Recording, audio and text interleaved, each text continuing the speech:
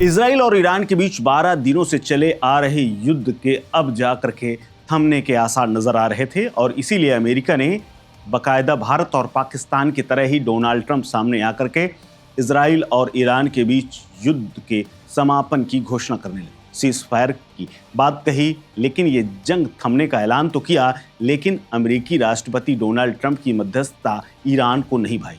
दोनों देश cease fire के लिए राजी हो गई, ये ऐलान तो हुआ, लेकिन संघर्ष विराम लागू होने के बाद भी ईरान के तरफ से लगातार इजराइल में बमबारी की गई। इसीलिए इजरायली डिफेंस फोर्स ने कहा है कि 1 घंटे के भीतर ही ईरान ने 3 मिसाइल अटैक किए हैं, जिसमें 7 नागरिकों की मौत हो गई है। इसीलिए इजराइल ने अपने एयरपोर्ट्स को अभी अस्थायी रूप से वहां से उड़ान भरने से इनकार किया है और इसके अलावा हवा में किसी भी तरह की एक्टिविटी से सबको रोक रखा है। इजराइल ने हमले को लेकर के तेल अवीव में सायरन बजाने की बात कही गई है और लोग सेफ हाउस में शिफ्ट हो रहे हैं। ऐसे में सवाल एक बार फिर से है कि क्या डोनाल्ड ट्रंप का ये सीज फायर का ऐलान पास हुआ या फेल हो गया, या फिर ईरान ने इसे सिरे से नकार दिया है। दरअसल ईरान के विदेश मंत्री अब्बास अरागची ने ताज़ा हमलों को लेकर के कहा है कि हमारी ताकतवर मिलिट्री फोर्स आखिरी मिनट तक इजराइल को उसके हमलों की सजा देती रहेगी।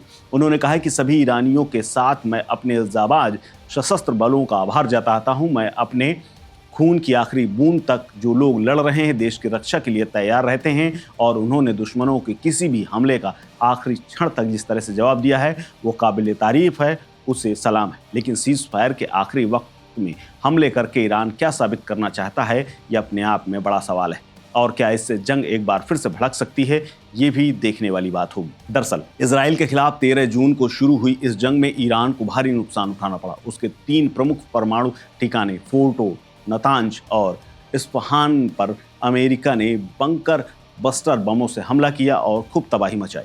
इजरायली हमलों में ईरानी रिवोल्यूशनरी गार्ड्स के चीफ हुसैन सलामी समेत कई टॉप कमांडर्स मारे गए, परमाणु वैज्ञानिक मारे गए। इसके अलावा ईरान में करीब 1000 लोगों की मौत के दावे किए जा रहे हैं।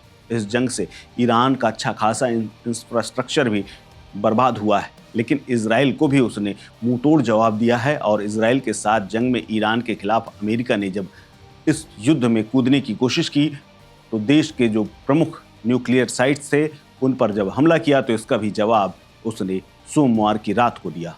हालांकि न्यूक्लियर फैसिलिटी को काफ़ी नुकसान होने की आशंका जताई जा रही है। दूसरी ओर ईरान को मिडिल ईस्ट के किसी भी देश का साथ नहीं मिला और उसे अकेले ही ये अपनी जंग लड़नी पड़ी। रूस और चीन जैसे ताकतवर देश सिर्फ बातों में ईरान का नैतिक समर्थन तो करते रहे, लेकिन अमेरिका और इजराइल के खिलाफ जंग में खुलकर ईरान के साथ कोई खड़ा नहीं हुआ। सीज फायर लागू होने के बाद ईरान के हमले बताते हैं कि वो आखिरी दम तक किसी भी हाल में लड़ने को तैयार है और वो ये दिखाना चाहता है कि वो अकेले ही अमेरिका और इजराइल के सामने खड़ा रह सकता है।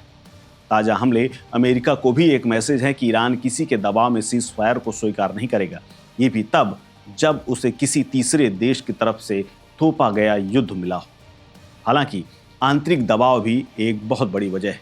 इसके अलावा ईरान पर बहुत ज़्यादा आंतरिक दबाव है क्योंकि उसके सैकड़ों नागरिकों की मौत हो चुकी है और सुप्रीम लीडर अयातुल्लाह खामनेई भी इजरायली निशाने पर हैं और कभी भी उन पर हमला हो सकता है। लेकिन आखिर वक्त में ट्रंप की दखल के बाद उनकी हत्या का प्लान कैंसिल किया गया है, ऐसी खबरें भी सामने आ रही हैं। इसके अलावा ईरान के कट्टरपंथी गुटों का दबाव था कि जंग में वो इजराइल और अमेरिका के खिलाफ कड़ा रुख अपनाए और जवाबी कार्रवाई करे। इसके अलावा अंदर ही अंदर शाह पहलवी ने भी ये कह दिया है कि इस्लामिक क्रांति जो आज से कुछ साल पहले हुई थी उसका वक्त भी खत्म हो चुका है। इसके अलावा ताज़ा हमलों से ईरान ये संकेत देना चाहता है कि वो किसी के आदेश या दबाव में सीज फायर के लिए राजी नहीं हुआ है, बल्कि अपनी शर्तों पर सहमत हुआ है। ईरान पहले ही कह चुका है कि उसने न जंग शुरू की और ना वो जंग चाहता है, लेकिन इजराइल की आक्रामकता का वो पूरी ताकत के साथ जवाब देता रहेगा। आपको बता दें कि ईरानी विदेश मंत्री ने पहले ही कहा था कि अभी तक किसी भी सीज फायर पर कोई समझौता नहीं हुआ है,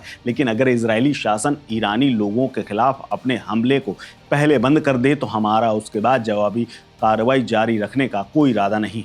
आपको बता दें कि अमेरिकी राष्ट्रपति ट्रंप ने मंगलवार की सुबह अपने social media platform truth social पर एक पोस्ट से दावा किया कि इजराइल और ईरान के बीच सीज फायर पर पूरी तरह से सहमति बन गई है।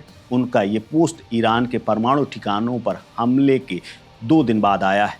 ट्रंप ने दावा किया है कि सीज फायर ऐलान के करीब 6 घंटे के बाद से ही ये शुरू होगा, जो सुबह भारतीय समय के अनुसार करीब 9:30 बजे से लागू हो चुका है। उन्होंने ये भी कहा कि जब दोनों देश अपने लास्ट मिशन पूरे कर लेंगे, हालांकि उन्होंने ये नहीं बताया कि उन लास्ट मिशनों में क्या शामिल है।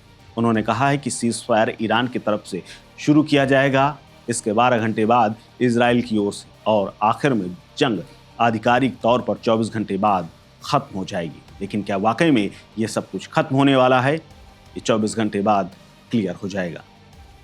इस खबर में फिलहाल इतना ही। अपडेट्स के लिए बने रहिए वन इंडिया हिंदी के साथ। नमस्कार। Subscribe to One India and never miss an update. Download the One India app now.